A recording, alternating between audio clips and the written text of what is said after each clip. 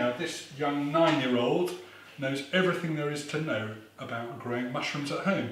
So can you tell me what is the first thing we need to do? First, we need 2 containers.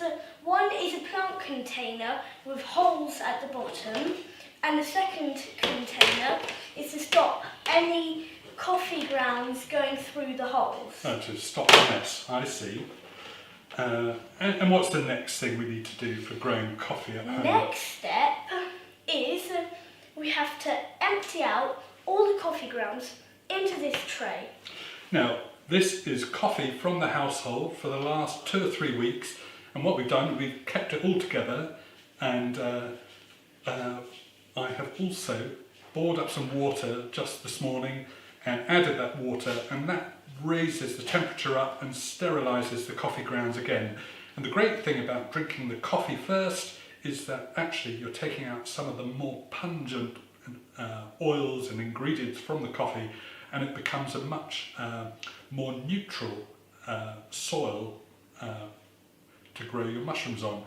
So we can tip some of that out and then use our scoof, which is designed to pick up and collect coffee grounds easily. This scoof is really good for any tidying up. And it doesn't really matter if it goes everywhere because you've still got that second tray, but if it goes out of that second tray, you might have to clean up. yeah, well, someone's always got to clean up, and it's never you. Never me. I'm happy about that.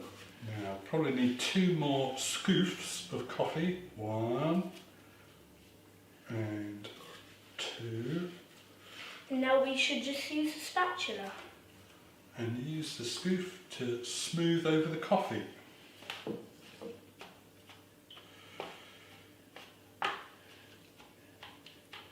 Now you can just tap out the rest of the coffee on the scoof. It knocks out quite nicely. Next of all, you need to mix in the mushroom spores. Now, these are spores that are grown on some form of barley or wheat, and the mushroom spores are beginning to develop, and we need to add that to the coffee. The way we do this is that we just put it on top. Not all of it, half is enough. We only need about 100 grams. We're there. This is about half. Now, we will use the other end of the scoof to mix them together. When you are storing this, it has to be in a warm, dark place with a room temperature from about 18 to 25 degrees. And you have to leave it there for 2 to 3 weeks. Keep on checking 1 time per week. If it's white and beautiful in the first 2 weeks, that's fine. But if in the first 3 weeks it's greenish, it's not pure white, you've done something maybe a bit wrong, or the spores are a bit old. Now that looks as it's nicely mixed in, and you can just finish that with your fingertips. Just make sure you've got a lovely mixed in mushroom spores, and then now we put the lid on. close the lid tight. And as we say, that needs to go into a warm, dark place for 2 to 3 weeks. And make sure the lid has air holes in it, so that the mushrooms can breathe. After 2 to 3 weeks, the mushroom mycelium develop a white appearance, and they grow across all of the coffee grounds, and then you can take it out and grow it just like ordinary plants in the daylight.